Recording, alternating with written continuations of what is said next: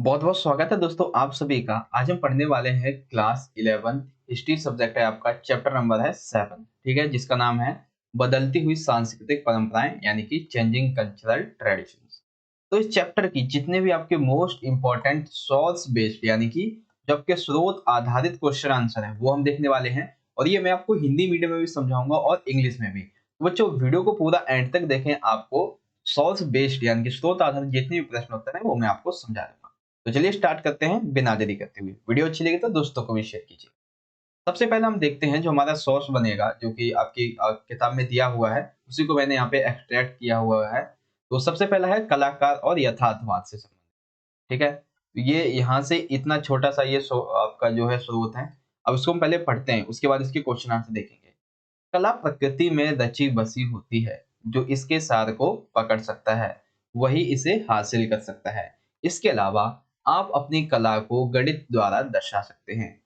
जिंदगी की अपनी आकृति से अपनी कृति जितनी जुड़ी होगी उतना ही सुंदर आपका चित्र होगा। कोई भी आदमी सिर्फ अपनी कल्पना मात्र से एक सुंदर आकृति नहीं बना सकता जब तक उसने अपने मन को जीवन की प्रति छवि से भर ना लिया हो। ठीक है, तो ये है आपका स्रोत। अब इससे संबंधित जो आपके क्वेश्चन आंसर बनते हैं उसको देखते हैं।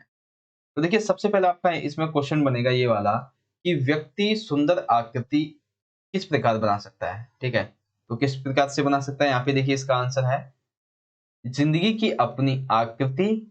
ठीक है, से अपनी कृति जितनी जुड़ी होगी उतना ही सुंदर आपका चित्र होगा। तो लिख देंगे जिंदगी की अपनी आकृति से अपनी कृति यानी कि जिंदगी जो है आपकी, आपका जो जीवन है वो जितना ही उसका स्ट्रक्चर आपके जो मतलब एक एक लाइफ स्ट्रक्चर है और एक दूसरा स्ट्रक्चर है उससे अगर जुड़ा होगा तो उतना ही आपकी जो पिक्चर है वो काफी अट्रैक्टिव होने वाली है। उसके बाद है इसमें यथार्थवाद। ये आपके इसमें देखिए इस सोर्स में नहीं है क्योंकि इस सोर्स का नाम है कलाकार और यथार्थवाद। तो यथार्थवाद से पूछ लिया है कि आखिर यथार्थवाद होता क्या है। ठीक है, तो शरीर विज्ञान, रेखा गणित, भौतिकी और सौंदर्य की उत्कृष्ट भावना से इतालवी कला को जो एक नया रूप दिया गया, जिस इसे ही बाद में कहा गया था यथार्थवाद। और यह परंपरा लगभग 19वीं शताब्दी तक चली थी। उसके बाद एक प्रश्न है इसमें तीसरा कि व्यक्ति कल्पना मात्र से एक सुंदर आकृति क्यों नहीं बना सकता है, वर्णन कीजिए। तो देखिए कोई भी व्यक्ति सिर्फ अपनी कल्पना मात्र से एक सुंदर आकृति नहीं बना सकता है जब तक उसने अपने मन को जीवन की प्रति छवि से ना भर लिया हो। ठीक है, तो वही लिख देंगे यहाँ पे, जब तक उसने अपने मन को जीवन की प्रति छवि से ना भर लिया हो। तो ये काफी छोटा सा था। ठीक है, तो ये तो आपको समझ में आ ही गया होगा, सिंपल सा है ये तो। अब इसको हम समझते हैं इंग्लिश में, इस वाले सोर्स को अब हम इंग्लिश में समझते हैं। ठीक है, तो आर्टिस्ट एंड रिलीजियम, ये क्या है, रियलिज्म। तो इसको देखिए यहाँ पे आप चाहें तो इसको वीडियो को पॉज करके पढ़ लीजिए। मैं इसको पढ़ने वाला नहीं हूँ क्योंकि हिंदी में मैंने आपको समझा ही दिया है और इंग्लिश में आपको क्वेश्चन आंसर दिखा दूंगा। तो ये है हाउ कैन, देखिए how can a person make a beautiful figure. तो कैसे करता है, देखिए यहाँ पे है you can represent your art, नहीं यहाँ से है the more you work is attached to your image of life the more beautiful your picture will be. तो इतना हो जाएगा इसका। उसके बाद what is mean by realism. तो रियलिज्म क्या है, तो physiology, geometry, physics and acoustic sense of beauty, तो इन सभी चीजों को क्या कहा जाता है, रियलिज्म। और ये this tradition continue till the 19th century. उसके बाद सी है why can't person make a beautiful figure just by imagination, describe. तो क्यों होता है imagination unless he has filled his mind with the image of life, image of life। तो ये क्यों नहीं बना पाता, जब तक वो उसे इमेजिन नहीं करेगा अच्छे से, ठीक है, रियल लाइफ में, तब तक उसे नहीं बना सकता। तो फर्स्ट आपका ये जो आपका स्रोत था कंप्लीट हो गया यहाँ पे हिंदी और इंग्लिश दोनों में ही। चलिए दूसरा वाला देखते हैं। दूसरा वाला है यहाँ पे प्रोटेस्टेंट सुधारवाद से संबंधित है ये आपका। इसमें पूछा गया विलियम टिंडेल ने प्रोटेस्टेंट सुधारवाद का इस तरह से समर्थन किया। तो इसको समझते हैं हम किस तरह से लिखेंगे इसका आंसर।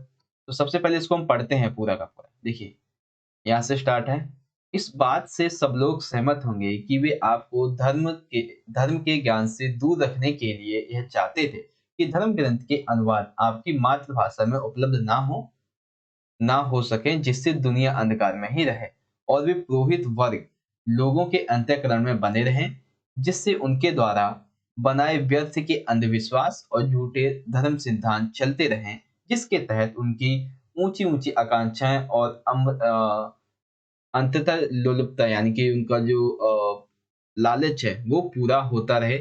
इस तरह वे राजा, सम्राट और यहाँ तक कि अपने आप को ईश्वर से भी ऊंचा मानते थे। कौन? ये जो पुरोहित वर्ग था, जो कि धार्मिक वर्ग था, वो अपने आप को राजा, सम्राट से ऊंचा मानने लगता था, ईश्वर के समान।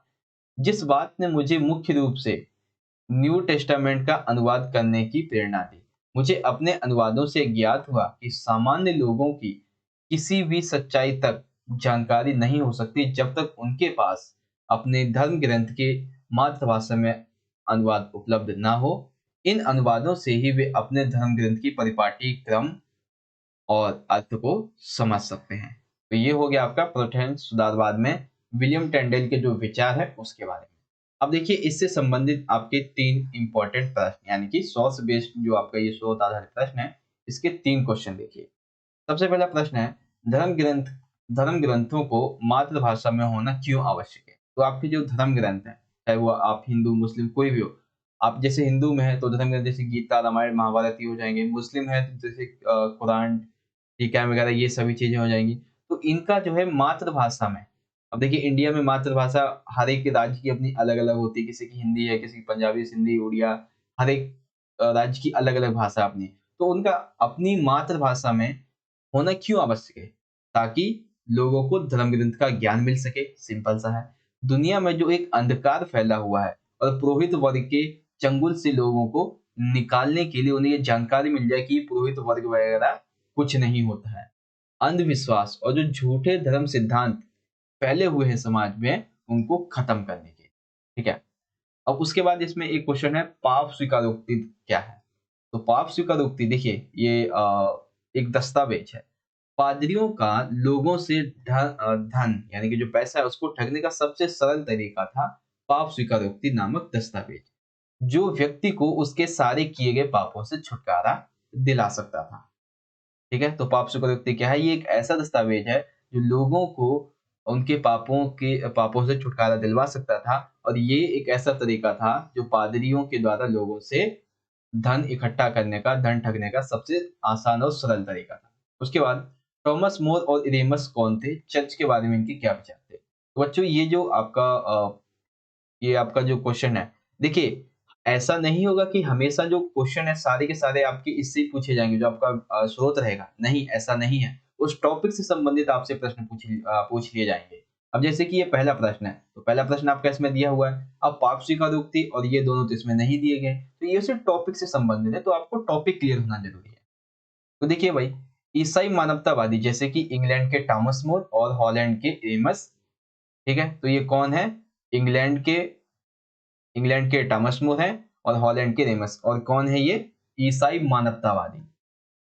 इनका मानना था कि चर्च जो है वो एक ऐसी लालची और साधारण लोगों से बात बात पर लूट खसोट करने वाली संस्था है, ठीक है, जो कि अपनी ही लोगों को लूटती रहती है बात बात पर।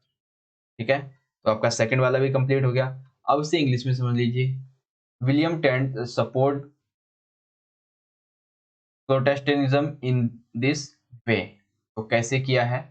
तो इसे आप चाहें तो यहाँ पे पढ़ लीजिए इजीली। ठीक है। मैं आपको इसके क्वेश्चन आंसर दिखाता हूँ। तो क्वेश्चन है यहाँ पे देखिए, पहला है, why do scriptures need to be in the mother tongue? What was sin confession? Who were Thomas More and Eremus? What were his thoughts about the church? तो ये 3 क्वेश्चंस हैं आपके, और आंसर्स मैंने यहाँ पे राइट कर दिया है। आप इसको चाहें तो इजीली पढ़ सकते हैं। ठीक है। हिंदी में मैंने आपको समझाई दिया गया है, और इंग्लिश में इजीली आप यहाँ से इसे देख सकते हैं। इंग्लिश में आपको इसलिए नहीं पढ़ के बता रहा हूँ क्योंकि अगर दोनों ही लैंग्वेज में आपको अच्छे से पढ़ के बताने लगा तो एक ही वीडियो आपकी एक ही चैप्टर की 1 घंटे की बनेगी, इसलिए मैं नहीं बता रहा। ठीक है। चलिए थर्ड देख लेते हैं। थर्ड है हमारा निकोलो मैकियावेली। ठीक है, निकोलो मैकियावेली, इसको पढ़ते हैं। इनका ग्रंथ है दी प्रिंस, 1513 में लिखा था। इसके 15वें अध्याय में मनुष्य के स्वभाव के बारे में बताया गया है। तो इसमें देखिए क्या लिखा हुआ है, कल्पना बातों को यदि अलग कर दें और केवल उन्हीं विषयों के बारे में सोचें जो वास्तव में है। मैं यह कहता हूँ कि जब भी मनुष्य के बारे में चर्चा होती है, विशेषकर राजकुमारों के बारे में जो जनता की नजर में रहते हैं, तो इनमें अनेक गुण देखे जाते हैं जिनके कारण वे प्रशंसा या निंदा के योग्य बनते हैं। उदाहरण उदाहरण के लिए कुछ को दानी माना जाता है, अन्य कुछ को कंजूस माना जाता है, कुछ लोगों को हितैषी माना जाता है तो अन्य को लोभी कहा जाता है। कुछ निर्दयी हो सकते हैं, कुछ दयालु हो सकते हैं। एक व्यक्ति अविश्वसनीय हो सकता है तो दूसरा घमंडी हो सकता है। एक व्यक्ति कामुक तो दूसरा पवित्र हो सकता है। एक निष्कष्ट तो दूसरा चालाक, एक अड़ियल तो दूसरा लचीला, एक गंभीर तो दूसरा छिछोरा, एक धार्मिक तो दूसरा संदेही। तो हर एक व्यक्ति का अपना एक अलग अलग अंदाज होता है, ये इसमें बताया गया है। और फिर आगे है, मैकियावेली ये मानते हैं कि सभी मनुष्य बुरे होते हैं और अपने दुष्ट स्वभाव को प्रदर्शित करने में सदैव तत्पर रहते हैं, क्योंकि कुछ हद तक मनुष्य की इच्छाएं अपूर्ण रह जाती हैं। मैकियावेली ने देखा कि इसके पीछे प्रमुख कारण ये है कि मनुष्य अपने समस्त कार्यों में अपना स्वार्थ देखता है। तो मैकियावेली के जो मनुष्य के स्वभाव के बारे में विचार है, वो इस स्रोत में बताए गए हैं। अब इससे संबंधित देखिए कौन कौन से क्वेश्चन आंसर निकल के आते हैं। तो सबसे पहला क्वेश्चन है, उपरोक्त विवरण किस पुस्तक से लिया गया है और इसके लेखक कौन है? तो उपरोक्त विवरण निकोलो मैकियावेली के द्वारा रचित ग्रंथ दी प्रिंस के 15वें अध्याय से लिया गया है, जिसमें मनुष्य के स्वभाव के बारे में लिखा है। सिंपल सा। उसके बाद है, निकोलो मैकियावेली मनुष्य के स्वभाव के बारे में क्या लिखते हैं? तो वो लिखते हैं कि मनुष्य के अंदर अनेक गुण देखे जाते हैं जिनके कारण वे प्रशंसा या निंदा के योग्य बनते हैं। अब देखिए इसमें चाहे तो आप ये जो उदाहरण वाला पूरा का पूरा पॉइंट है ये लिख सकते हैं, लेकिन डिपेंड करता है कि अगर ये क्वेश्चन आपका 1 मार्क्स का है या 2 मार्क्स का। अगर 1 मार्क्स का है तो आप इसमें से 1-2 लिख देंगे, 2 मार्क्स का है तो आपको 4-5 लिखने होंगे। ठीक है, तो अगर 2 मार्क्स में लिखेंगे तो इतना, तो ये लाइन आपने यहाँ से इतनी लिख दी, उसके बाद उदाहरण में लिख देंगे। कुछ को दानी माना जाता है, कुछ को कंजूस मान लेते हैं, कुछ हितैषी होते हैं तो कुछ लोभी होते हैं, कुछ निर्दयी होते हैं, कुछ दयालु होते हैं। एक अविश्वसनीय है तो दूसरा घमंडी है। एक व्यक्ति कामुक है यानी कि जिसके अंदर पवित्रता नहीं है, और एक वो है जिसके अंदर पवित्रता है। उसके बाद तीसरा प्रश्न है, मनुष्य की इच्छाएं अपूर्ण क्यों रहती हैं? तो मैकियावेली ये मानते हैं कि सभी मनुष्य जो है वो बुरे हैं और अपने दुष्ट प्रभाव को प्रदर्शित करने में सदैव तत्पर रहते हैं, तथा मनुष्य अपने समस्त कार्यों में सिर्फ और सिर्फ अपना स्वभाव देखते हैं। इसलिए कुछ हद तक मनुष्य की जो इच्छाएं हैं वो अपूर्ण ही रह जाती हैं। ठीक है, तो ये आपको यहाँ पे समझ में आ गया आपका। ये हो गया आपका निकोलो मैकियावेली का थर्ड। ठीक है, तो थर्ड आपका जो स्रोत है वो यहाँ पे कंप्लीट होता है। चलिए अब आपको इंग्लिश में दिखा देते हैं निकोलो मैकियावेली। ठीक है, तो ये है यहाँ पे देख सकते हैं। पहले तो ये बुक का नाम यहाँ पे दिया हुआ है, उसके बाद एक मतलब स्टेंजा है, देन ये एग्जाम्पल है और उसके बाद ये वाला है। तो 3 स्टेंजर्स में इसको डिवाइड किया गया है ये वाले। इसे आप चाहें तो इजीली पढ़ सकते हैं। ठीक है, तो आगे चलते हैं। अब मैं आपको इसके जो क्वेश्चन आंसर है वो दिखा देता हूँ। चलिए आंसर देखते हैं, क्वेश्चन आंसर, हाँ ये रहे। तो क्वेश्चन है, from which book is the above description taken and what is the name of the author? तो बुक का नाम क्या है? द प्रिंस, एंड कौन है? Niccolo Machiavelli. What does Niccolo Machiavelli write about the nature of man? तो व्यक्ति के स्वभाव के बारे में जो निकोलो मैकियावेली है उन्होंने क्या कहा है? क्या कहा है? Many qualities are seen in human beings due to which they have become worthy of praise। उसके बाद आप यहाँ पे एग्जाम्पल लिख देंगे। तो एग्जाम्पल में यहाँ पे देख सकते हैं जो एग्जाम्पल्स हैं। उसके बाद थर्ड जो आपका क्वेश्चन है लास्ट वाला, why do human desire remain unfulfilled? यानी कि उसकी जो इच्छाएं हैं वो कुछ हद तक कुछ अपूर्ण होती हैं, पूरी नहीं हो पाती। तो वो कौन कौन सी हैं वो आपको यहाँ पे लिखना है। ठीक है, तो वो मैंने लिख दिया है। आगे देखते हैं अगला वाला। अब ये जो है वो है आपका वाल्सार कास्टियोनी, सॉरी कास्टिलियोनी के बारे में। ठीक है, इनकी पुस्तक का नाम है दी कोर्टियर, जो कि इन्होंने 1528 में लिखी थी। इसको पढ़ते हैं। मेरे विचार से अपने तौर तरीके, व्यवहार, बातचीत के तरीके, भाव भंगिमा और छवि में एक महिला पुरुष के सदृश नहीं होना चाहिए। जैसा कि जैसा कि यह कहना बिल्कुल उपयुक्त होगा कि पुरुषों को हट्टा-कट्टा और पौरुष संपन्न होना चाहिए, इसी तरह एक स्त्री के लिए यह अच्छा ही है कि उसमें कोमलता और सहजता, एक स्त्रीयोचिता मधुरता का आभास उसके हर हाव-भाव में और उसके चाल-चलन, रहन-सहन और ऐसे कार्य में जो वह करती है, ताकि सारे गुण उसे हर हाल में एक स्त्री के रूप में ही दिखाएँ, ना कि पुरुष के रूप में।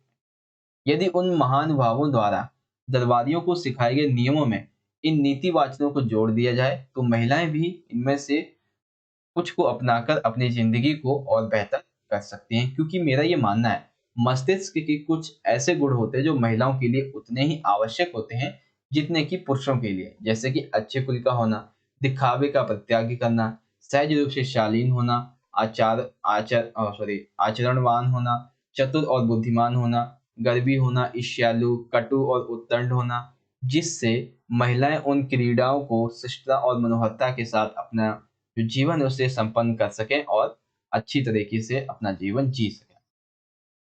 तो ये हो गए इनके विचार। अब देखते हैं जो क्वेश्चन आंसर है उसके बारे में। तो क्वेश्चन नंबर फर्स्ट ही देखिए, सिंपल सा है कि किस पुस्तक से लिया गया है, ठीक है, और लेखक कौन है। तो लेखक हैं बाल्सार कास्टिलियोनी और पुस्तक का नाम है दी कोर्टियर, जो कि 1528 में लिखी थी। दूसरा क्वेश्चन है, ऐसे कौन से गुण हैं जो स्त्री और पुरुष दोनों के लिए आवश्यक है। तो देखिए, अच्छे कुल का होना, दिखावे का परित्याग करना, सहज रूप से शालीन होना, आचरणवान होना, चतुर और बुद्धिमान होना, गर्वी होना, ईर्ष्यालु, कटु और उद्दंड ना होना, यानी कि गर्व करना ये तो ठीक है, लेकिन ईर्ष्यालु, कटु और उद्दंड ये नहीं होने चाहिए। महिलाएं उन क्रीड़ाओं को शिष्टता और मनोहरता के साथ संपन्न कर सकें, यानी कि जो महिलाओं के लिए अच्छे आचरण है वो पुरुषों के समान अपने आप में धारण कर सकते हैं। अब ये तीसरा क्वेश्चन जो है वो बहुत इंपॉर्टेंट है, ये आपका अलग से 8 या 6 मार्क्स में बन सकता है, जिसकी मैं आपको कुछ पॉइंट्स अभी समझा दूंगा कि 15वीं और 16वीं शताब्दी में महिलाओं की स्थिति का वर्णन की। तो देखिए क्या होता था कि सार्वजनिक जीवन में अभिजात व संपन्न परिवार के जो पुरुष होते थे उनका प्रभुत्व होता था। महिलाओं को कारोबार में परामर्श आदि देने का अधिकार नहीं होता था। महिलाओं को जो महिला जब शादी करके आती थी तो उनके दहेज को पुरुष अपने व्यापार में लगा देते थे, और अगर दहेज का प्रबंध नहीं हो पाता था तो महिलाओं को यानी कि लड़कियों को मठों में भिक्षुड़ी बना के भेज दिया जाता था। महिलाओं तथा लड़कियों को शिक्षा देना उचित नहीं समझा जाता। तो ये कुछ स्थिति थी 15वीं और 16वीं शताब्दी के दौरान महिलाओं की। ठीक है, तो आपको ये हिंदी में आपका समझ में आ गया। अब इसे समझिए इंग्लिश में। ठीक है, तो यहाँ पे देखते लिखा हुआ है और इसे आप चाहें तो यहाँ पे पढ़ सकते हैं। ये यहाँ से इस तरह से आप इसे वीडियो को पॉज करके सिंपल सा यहाँ पे पढ़ लीजिए। ठीक है, क्योंकि मैंने आपको पहले ही बताया अगर मैं इसे पढ़ूंगा तो आपको बहुत टाइम जो है वो वेस्ट हो जाएगा। तो इसे आप पढ़ लीजिए यहाँ पे इजीली। चलिए आगे देखते हैं इसके क्वेश्चन आंसर। तो एक क्वेश्चन तो नॉर्मल सा है, from which book is the above description taken and what is the name of the author. तो कहाँ से लिया गया है, द कॉर्टियर से। ठीक है, लेखक कौन है, Baldassare Castiglione. What are the qualities that are necessary for both man and women. ठीक है, to be good family, to be intelligent, modest, to be conduct, to be clever and intelligent, not to be proud, jealous, bitter and defiant, ये सारी चीजें हैं। उसके बाद third question important है, describe the conditions of women in 15th and 16th century. तो क्या क्या कंडीशंस हैं उनकी, तो यहाँ पे देखते हैं, ये मैंने लिखी हुई है। इसका एक 6 मार्क्स के और 8 मार्क्स का अलग से क्वेश्चन बन सकता है, उसको भी मैंने इंपॉर्टेंट वीडियोस में कराया हुआ है, वो वीडियो जाके चैनल पे जरूर देख लीजिएगा। ठीक है बच्चों, चलिए तो इंग्लिश में भी यहाँ पे खत्म हो गया। अब एक लास्ट आता है हमारा, ये लास्ट है, उसके बाद आपके सोर्स जो है इस चैप्टर के खत्म। जोवान्ने पिको डेल्ला मिरांडोला। नाम काफी ऊटपटांग सा है, लेकिन अब जैसा भी आपको पढ़ना तो पड़ेगा। तो फ्लोरेंस के मानवतावादी जोवान्ने 1463 से 94, इन्होंने ऑन दी ऑफ मैन क्या नाम है किताब का, ऑन दी ऑफ मैन 1486 में जो कि लिखी थी। उस पुस्तक में एक वाद विवाद लिखा। कैसा वाद विवाद? इन्होंने कहा प्लेटो और अरस्तु के अनुसार सत्य की खोज करने के लिए, इसे प्राप्त करने के लिए वे हमेशा जुटे रहते थे, और उनका कहना था कि जहां तक हो सके विचार गोष्ठियों में जाना चाहिए, यानी कि जो डिबेट्स होती है उनमें जाना चाहिए, वाद विवाद हमें करना चाहिए। यह उसी तरह है जैसे शरीर को मजबूत बनाने के लिए कसरत जरूरी है, दिमाग की ताकत को बढ़ाने के लिए शब्दों के दंगल में उतरना जरूरी है। इससे दिमागी ताकत बढ़ाने के साथ साथ और अधिक ओजस्वी होती है, यानी कि और अधिक जो है वो आपको वर्ड्स मिलते हैं और आपके जो विचार हैं वो और अधिक अच्छे बनते हैं। अब क्वेश्चन आंसर देखिए। तो उपरोक्त विवरण किस पुस्तक से लिया गया है? तो ऑन दी ऑफ मैन से लिया गया है। लेखक कौन है? तो जोवाने पिको डेला मिरांडोला। ठीक है। सेकंड क्वेश्चन, प्लेटो और अरस्तु के अनुसार सत्य की खोज के विचार लिखिए। तो सत्य की खोज में हमेशा ये लोग जुटे रहते थे, यानी कि आपको सत्य की खोज हमेशा करती रहनी है। जहां तक हो सके विचार गोष्ठियों में जाना चाहिए, यानी कि जहाँ पे डिबेट्स होते हैं, जहाँ पे स्पीचेस होती है, वहां पे आपको जाना चाहिए और वाद विवाद करना चाहिए। उसके बाद है मानवतावादी अध्यापक। देखिए जैसा कि ये वाला जो पॉइंट है ये मानवतावाद से जुड़ा हुआ है, तो मानवतावादी के बारे में यहाँ पे पूछा गया कि अध्यापक कौन होते हैं। तो विश्वविद्यालय, जितने भी विश्वविद्यालय थे उस समय 15वीं-16वीं शताब्दी के दौरान, तो विश्वविद्यालयों में व्याकरण, अलंकार शास्त्र, कविता, इतिहास व नीति दर्शन आदि जैसे विषयों को पढ़ाने वाले जो अध्यापक थे, वे मानवतावादी अध्यापक कहलाए थे। और ये जो विषय हैं, जितने विषय ये आपको यहाँ पे बताए गए, ये विषय धार्मिक नहीं थे बल्कि कौशल पर आधारित थे, जो कि व्यक्ति या फिर जो बच्चे हैं उनको चर्चा और वाद विवाद का जो कौशल है उनके अंतर्गत उनके अंदर में विकसित करता है। ठीक है, तो ये हो गया आपका यहाँ पे कंप्लीट। हाँ, ये जोवानो पिकाडेला मिरांडोला ये वाला कंप्लीट। उसके बाद यहाँ पे इंग्लिश में आप इसे इजीली पढ़ सकते हैं। यहाँ पे देखिए लिखा हुआ है। ठीक है, तो ये हो जाएगा आपका यहाँ पे। और इसके क्वेश्चन आंसर देखें तो सबसे पहले तो कहाँ से लिया गया है, ऑथर का नाम क्या है। उसके बाद right the ideas of search for truth according to the Plato and अरस्तु, who is called a humanistic teacher, यानी कि मानवतावादी जो अध्यापक है वो कौन कहलाते हैं। ठीक है, तो यहाँ पे जो आपका ये सोर्स बेस्ड क्वेश्चन की जो वीडियो है वो हम यहाँ पे एंड करते हैं, क्योंकि ओवरऑल तो हम देखें आपका यहाँ पे पेपर जो वो खत्म हो ही चुका है। पेपर क्या है, सॉरी, जो आपका सोर्स बेस्ड क्वेश्चन आंसर थे वो खत्म हो चुके हैं। ठीक है, तो गाइस अगर आपको वीडियो अच्छी लगी हो तो लाइक कीजिएगा, वीडियो अच्छी लगी हो तो लाइक कीजिएगा, शेयर करें और अपने सभी दोस्तों के साथ कमेंट करके बताइए आपको ये समझाने का तरीका कैसा लगा। बहुत ही अच्छे तरीके से आपको समझा दिया गया है एंड आई होप आपको अच्छे से समझ में भी आ गया होगा। अगर आप चैनल में पहली बार आ गए हैं तो चैनल को सब्सक्राइब करके ऑल बेल पे सेट कर दीजिएगा। 3 नोटिफिकेशन आते हैं जो आपको सबसे फर्स्ट पे होता है, जिसपे इस तरह का नेटवर्क जैसा बना होता है, उस पर क्लिक कर दीजिएगा। आपको जितनी भी वीडियोस आएंगी उनके नोटिफिकेशन आप तक पहले पहुंच जाएगी। ठीक है बच्चों, चलिए हम मिलेंगे अगली वीडियो में, तब तक के लिए आप पढ़ते रहिए, अपना ख्याल रखिए। धन्यवाद। जय हिंद, वंदे मातरम।